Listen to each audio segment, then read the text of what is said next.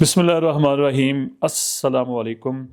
آج کے جو میرا موضوع ہے اس کی اہمیت جو ہے وہ یہ روٹین سے ذرا ہٹ کے ہے۔ آج کی جو میری بات ہے اور اس کا تعلق ہماری ایک تو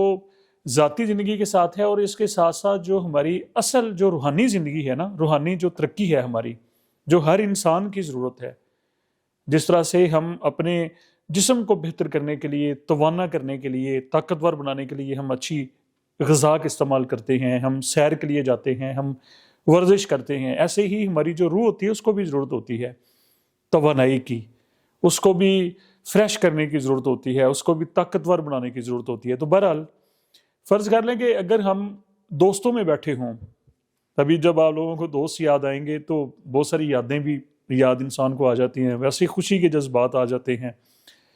تو یہ بھی ہے نا، حضرت مولا علی کرم اللہ وجہہ کا فرمان ہے کہ غریب جو ہے وہ شخص نہیں ہے جس کے پاس مال و دولت نہیں ہے، بلکہ غریب وہ شخص ہے جس کے مخلص اچھے دوست نہیں ہیں۔ اچھے دوست بنانا بہت اچھی عادت ہے۔ اگر ہم دوستوں میں بیٹھے ہوں اور ہمارا دھیان جو ہے، جس طرح آج کل عام طور پہ چل رہا، دوست باتیں کر رہے ہوں اور ہم اپنے موبائل میں ٹک ٹک لگے ہوں، ہاں ہوں میں، تو کیا ہمارے دوست جو ہیں وہ ہماری بات کو اہمیت دیں گے؟ یا دیکھیں، جب کبھی ہم ڈرائیونگ میں جا رہے ہوں، موٹر وے پہ جا رہے ہوں یا کسی رنگ روڈ پہ جا رہے ہوں، ہائی وے پہ جا رہے ہوں، اور ڈرائیور سمیت خدا نخواستہ ہم سب خوش گپیوں میں مصروف ہو جائیں، اور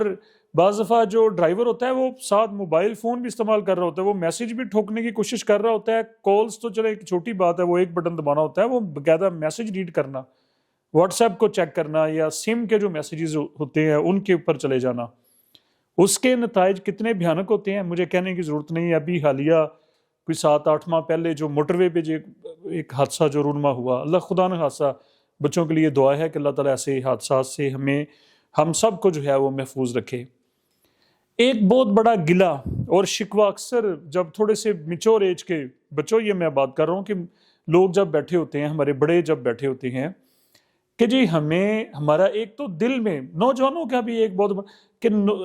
ہمیں وہ سرور اور کیفیت نہیں آتی عبادت میں، مسجد میں بھی جاتے ہیں ہمارا دل نہیں لگتا۔ یا دوسری یہ بات ہوتی ہے کہ جب ہمیں کوئی مشکل پیش آتی ہے، ہمیں بچوں کو مشکل کیا جی، امتحانات جب سر پہ آ جاتے ہیں یا کوئی ایسی اور مسئلہ، تو ہم پیروں کی طرف بھاگتے ہیں، ہم ایسے جو تویز دینے والے جو لوگ ہوتے ہیں ان کی طرف جاتے ہیں، عملیات کی طرف، ان کو کہتے ہیں جی کوئی ایسا شارٹ کٹ کے یوں وہ بات منہ سے نکالے اور وہ میرا مسئلہ حل ہو جائے۔ ہم کہتے ہیں کہ ہماری دعائیں قبول نہیں ہوتی، کیا کسی اور کا تعلق جو ہے وہ اللہ تعالیٰ کسی ایک اس انسان کا ہے؟ اللہ تعالیٰ تو سب کا ہے، تو ہم کیا ہماری دعائیں قبول کیوں نہیں ہوتی؟ یہ ایک بہت بڑی وجہ ہے۔ ایک تو دو بڑے کوشچن کہ ایک تو جی ہمیں ہمارا عبادت میں ہمیں وہ سرور حاصل نہیں ہوتا، وہ لطف جو آنا چاہیے، وہ کیفیت نہیں بنتی ہماری، اور دوسری ہمارے شارٹ جو ہے وہ ہماری دعائیں قبول نہیں ہوتی۔ یہ دو کوشچن ذہن میں رکھ لیں۔ اللہ تعالیٰ جو ہے وہ بہت بڑی ذات ہے، بہت بڑی ذات ہے۔ مثال وہ ذہن میں لائیں دوستوں میں بیٹھنے والی، تو کیا اللہ تعالیٰ کی جو ذات ہے اس کے یہ شان شان ہے؟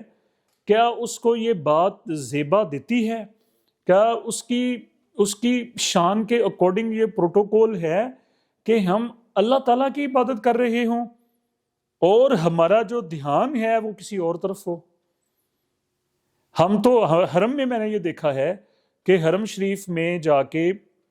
ہم جب طواف کر رہے ہوتے ہیں اور لوگ سیلفیاں لے رہے ہوتے ہیں، اس سے بڑی بات ایون کہ مسجد نبوی شریف میں جب لوگ ہوتے ہیں تو وہاں پر ان بچوں کو بھی بتانا چاہیے، نوجوانوں کو بھی بتانا چاہیے کہ یہ وہ مقام ہے،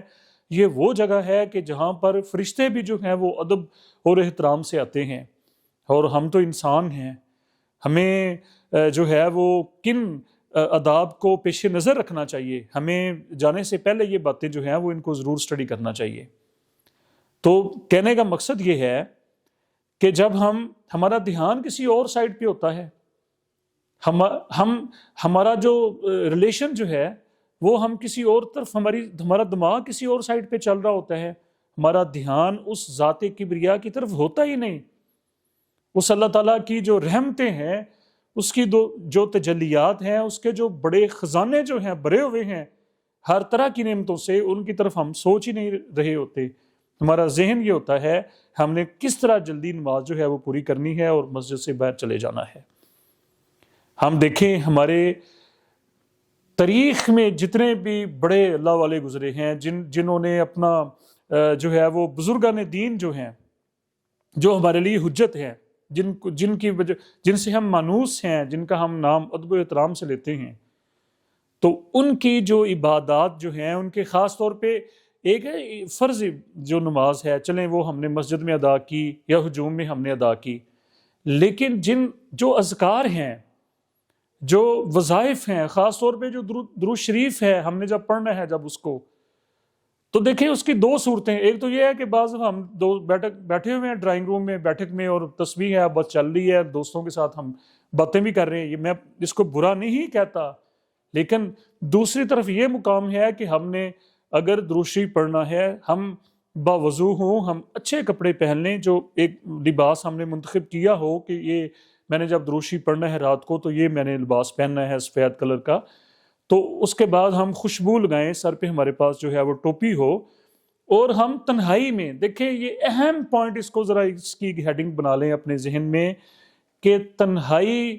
اللہ کے قرب کے لیے، اللہ تعالیٰ کی ذات کے ساتھ تعلق پیدا کرنے کے لیے، اللہ کے ساتھ اپنے ریلیشن کو کنیکٹ کو مضبوط بنانے کے لیے، اسٹرانگ ریلیشن کے لیے تنہائی ضروری ہے، جس کو یکسوئی کہا جاتا ہے.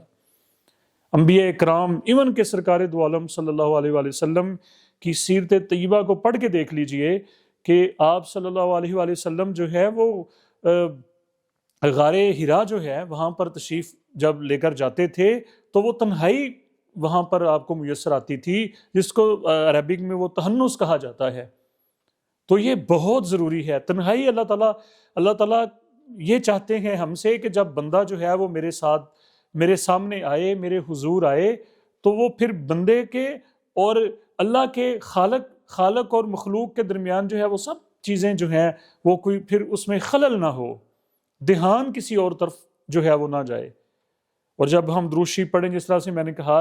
مخصوص لباس پہن کے، خوشبو لگا کے، وضو کر کے، اور تنہائی ضروری ہے. تنہا ہو کے کسی ایک علیحدہ گوشے میں بیٹھ کے، کسی علیحدہ کمرے میں بیٹھ کے جب ہم درود شریف پڑھیں، اور پھر ہمارا ایک مضبوط تصور گنبد خضرا کا،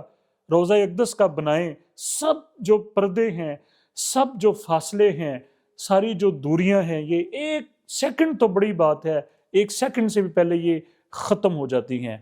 پھر روضہ اقدس اور وہ انسان جو درود شریف پڑھ رہا ہوتا ہے جس گوشے میں بیٹھ کے، وہ ہم یوں ہی سمجھتے ہیں جیسے ہم ریاض الجنہ میں بیٹھے ہوئے ہیں، جیسے ہم جو جالیاں مبارکہ جو ہیں ان کے سامنے کھڑے ہو کے آقا کریم صلی اللہ علیہ وسلم کے در اقدس پہ ہم درود شریف پڑھ رہے ہیں.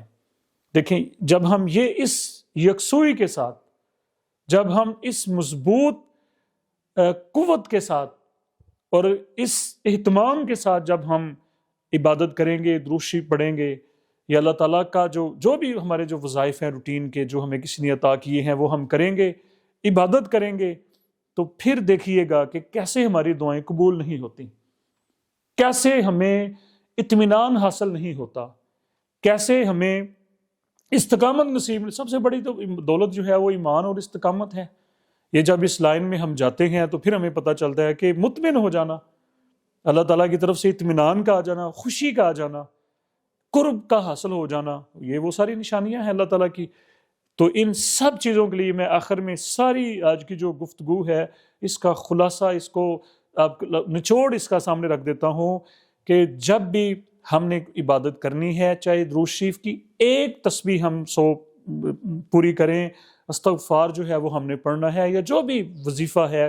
ایون کہ ہم نے نماز پڑھنی ہے، اس کے لیے یکسوئی ضروری ہے. یہ بات اپنے ذہن میں رکھ لیں. خلل کسی بھی لحاظ سے اگر اس کے اندر آئے گا، ڈسٹربنس اس کے اندر آئے گی، ہماری توجہ جو ہے وہ بٹ جائے گی، ادھر ادھر ہو جائے گی، تو پھر کسی صورت میں بھی اس کے وہ نتائج حاصل نہیں ہوں گے جو اصل میں جو اس کے ثمرات ہیں، جو اس کے فیوز و برکات ہیں، جو اس کی رحمتیں ہیں جو ہمارے اوپر برستی ہیں. تو یہ دعا ہے اللہ تعالیٰ سے کہ ہمیں وہ اپنا اور اپنے حبیب صلی اللہ علیہ وآلہ وسلم کا قرب نصیب فرمائے. مضبوط تعلق نصیب فرمائے. مجھے آپ نے دعا میں یاد رکھیے. بہت شکریہ.